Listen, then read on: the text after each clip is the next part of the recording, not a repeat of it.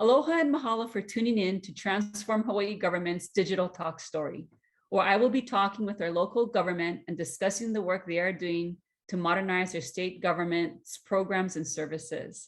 My name is Christine Sakuda, Executive Director of Transform Hawaii Government.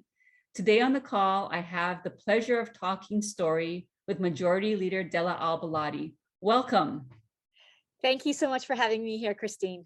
Oh, it's a pleasure to have you, and Happy New Year to you. Happy New Year to you too, and to all of your viewers. Thank you. Well, let's jump right into it. First off, please tell us a little bit about yourself and what you do as Majority Leader, and even how technology has impacted your daily life recently.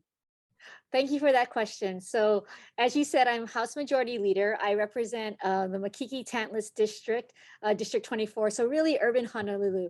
I have the great pleasure of working with all of my colleagues in the House to help put together our set of priorities, as well as communicate that to the public. Well, I think everyone in the state, technology has been a huge part of surviving this pandemic. But let me give you a little bit more perspective. I first got elected in 2006. So having watched government transform through technology, the way in which we interact with constituents and the way that constituents can approach us and access government has simply just transformed. And then what happened in 2020 with the pandemic is that government went on hyper warp speed, because like so many of us who had to immediately work from home, learn from home, even socialize from home with families. You know, who knew what the word Zoom was in 2019, but now we're all saying it, like we're gonna go Zoom this and we're getting Zoom fatigue.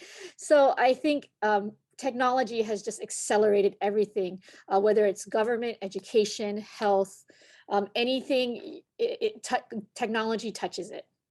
That's right. And Zoom must be the top verb now. Is probably transformed from the name of a company into a verb and an action in the Webster Dictionary. It's been so prolific. Well, thank you for sharing that. And as we do head into the next legislative session, which is starting up soon, what are some of yours and or the legislators' priorities related to the state's IT modernization efforts? So all of the modernization efforts were in effect pre-pandemic. But I think one of the things that we've really understood and coming out of the pandemic is that we have to keep up those efforts and continue to accelerate that. So some of the work that has already been done with the taxation modernization system, the unemployment, so critical. And we saw where we had our gaps. I think, but moving forward, right, government everywhere is modernizing. And so one of the interesting things that I find happening is even in land and natural resource development. So pre-pandemic, DLNR had launched this wonderful system, the Public Land Trust Information System, where you could look at a web-based inventory of all state and county lands. That has become a critical resource, and it also has become a resource for transparency for government. And so, you know, DLNR is also engaged. You don't think about the technology that happens, but when we talk about managing tourism, right? Reservation systems for Hai'ana Park, or the reservation system for Diamond Head, and accessing all of those areas. As we move forward with the policies that we need to manage all of our state resources, technology is going to be critical to it. So those are some of the things, you know, it's going to be the big modernization projects that we'll focus on, but in every department is being called to move forward and keep building on the momentum that we gained during the pandemic. Another great example of that would be the Department of Education as well, right? All of the things that we had to do to get iPads in people's hands or Chromebooks into people's hands, the gaps in our internet connectivity, even in places like urban Honolulu, right? We realized where all the gaps were. So we need to maintain and fix and improve the system, from the deep water trenches that are going to have to, the lines that are going to have to come into Hawaii, the connectivity between islands, and then that middle mile and the last mile. Most of our constituents really just struggle with the last mile, but it's really a whole system. You know, One more thing, if I could pitch, is that another thing that we're really looking at, and I think this is something that you've been a part of, Transform Hawaii government has been a part of, is the efforts by the broadband Hui to make sure that digital equity is addressed and making sure that all of the federal funds that are being deployed now to ensure even that last mile connection and people who have who struggle with getting that because of whatever financial reasons, is that there is money out there to connect people. Now, it's government's job to get that information out, and we're doing that through, you know, your efforts at Transform Hawaii government and the broadband Hui, which is led by, you know, Bert Lum, who's just been really good at convening people. So sorry about going on and on, but I mean, there's so thank much you. to do.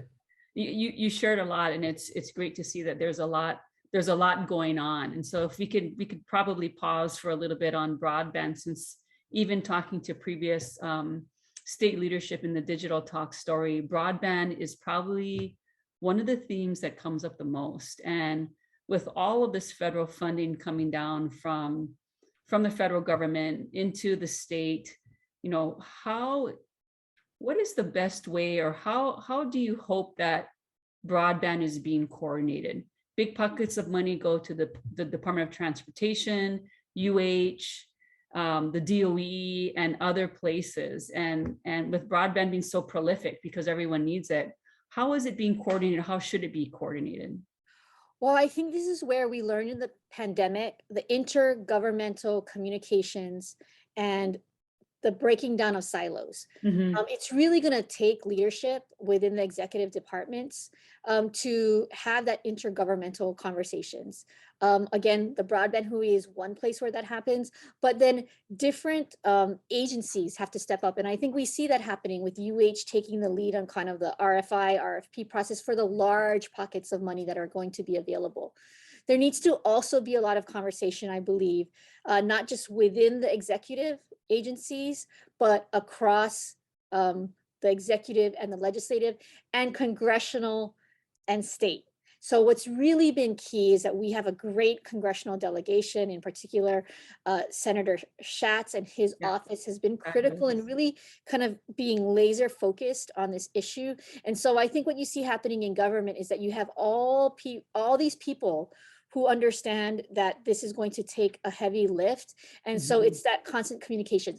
We may not see it in one singular bill or one singular framework, but we've already started to begin to piece together that framework, right? We did put some monies towards cable landing last year. We have the broadband office with Bert there, but we have to pull in the larger, bigger players, like you said, Department of Transportation, Department of Education, and it really is going to be about executive leadership, keeping these conversations moving.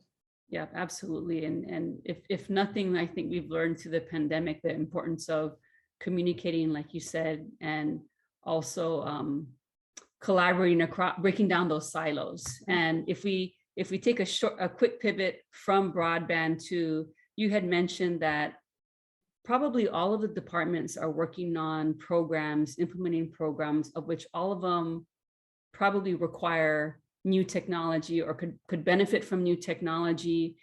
How do you envision those programs being coordinated? And with your role at the legislature, your leadership role, what role can the legislature play in sort of steering the coordination of IT across the departments? And everybody's working really hard in their own projects, but there does need to be coordination across. Yeah, you know, I'm going to get the acronyms wrong, but is it OETS? You know, there's central agencies that are supposed to be helping with this coordination. So we need to continue to work with those. But I think, you know, the power of the legislature is the power to convene, and it's also the power to appropriate, right? So as a really good example was Medicaid. The Department of Human Services was one of the first agencies that was really starting to transform its legacy systems. They're still in the middle of that, but that happened as you were talking about, if you can remember, Colea and the Hawaii Health Connector. So that was like over 5 years ago, right? And so all of those projects are continuing to move, and it's how are we integrating these bigger projects in and across government? And that's where OETS can come in, and can we make sure that we're doing things in a coordinated effort? The DOE's efforts, and particular with not just the larger Department of Education, but the state library system. Yeah. You know, who would have thought before the pandemic that the libraries were also a critical partner in this? And now we have Stacey Aldrich, Yes. the state librarian, who's leading the effort under the governor's grant for making sure we have a digital literacy plan, right? So it's about the little agencies that can, and the very big agencies that have the resources and just have to do, that are going to have to work together. And again, it's about executive leadership also pulling that all together. Great, thank you. Thank you, Majority Leader. Okay, another question that I have is, from your perspective, is government IT modernization happening quickly enough? If yes, please elaborate. If no, why not? And what do you think the roadblocks are to that? I think the answer is complex on that. Yeah. Again, with the pandemic, we just saw an acceleration, and things that probably would have taken us 10 years to do, we did in 3 months. Yeah. A very, very good example of that is what happened to the legislature, right? So we're just a microcosm of the larger governmental structure. And we had been talking about, there had been numerous people advocating for online virtual participation, but there were so many obstacles. And then within the blink of a session, we had to pivot. So I think right out of crisis comes opportunity. Mm-hmm. So we went into hyper warp speed. We did it. Obstacles have been in the past, money, resources, financial resources, the capacity to, did we have the human capacity to do it? So we demonstrated that we can get past those things. I think the obstacles now will continue to be the issues of money and resources. But then we have to, we're going to struggle with policy, right? How do we work out telework policies? We found that telework was important, but we also found that there were gaps in telework. So, or problems with telework. So, I think the next set of obstacles will be, how do we institutionalize what we've done? And can we keep it and maintain it? Let me use the legislative example one more time. 2-3 weeks ago, before the holidays, I was so excited because we could announce to our caucus, we are going to be able to do a hybrid more in-person legislative session, where we could continue to implement virtual participation. So that's an example of us being able to marry the two, right? Yeah. We have to keep focus on keeping those things moving together. But that was 3 weeks ago. We now have Omicron, and just yesterday, we announced that the public would be, once again, we would be closed to the public because of the health concerns with Omicron. Now, I think what's going to be challenging is, my hope is that Omicron will subside, and then we can look to a return to in-person, but we just don't know, right? So how are we going to navigate through post-COVID, the new normal? And then how can we keep both what we learned that was good, as well as continue to build on what's really important. What's also important is the in-person kind of relationship building that occurs, that can occur both virtually and in person. Yes, and thank you for that. I do want to give a shout out to you and the legislator for thinking very hard about making it safe for people to go down to the Capitol, and when is the right time, and if not now, how can people participate and engage in the process? And one of the great lessons learned from the pandemic that you've mentioned that I agree with is when we're called upon to move quickly and effectively, we can do it. And so how do the policies catch up to that? And then how do we keep the momentum going to the degree that people can stand that much change? And so it's those are exciting elements to look forward to in 2022.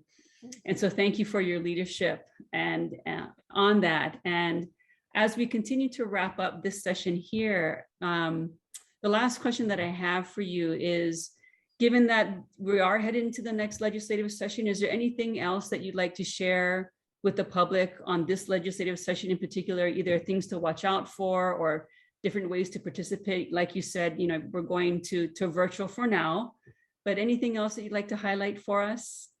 I think I would just like to encourage people to stay engaged. Mhm. I think so many of us, have this fatigue, but there is so much opportunity now. And, 2022 is going to bring a lot of change. There's going to be conversations about how do we invest this money? How do we make the long-term investments that will help move our community forward? Yeah. So that's an important conversation. I urge everyone to keep, signed in, linked in to what's happening at the legislature. We're going to try our very best to make sure that we're out there on our YouTube channels, House and Senate, as well as all of our platforms, to make sure that we're communicating with folks and getting input. I know so many of my colleagues who've already done like a dozen talk story sessions in their communities. And so we are here to take input, and and I hope we can see folks in person at some point during this session, but we are here to listen and to really like drive change, good change for our community. And I think these are exciting times. So thank you for having me, Christine. Oh, thank you too, Majority Leader Belatti. And we look forward to continuing to work with you and the state leadership at the legislature, as well as that executive branch, because there is so much opportunity for us in 2022. So thank you very much for your time today. Mahalo everyone for watching, and until next time.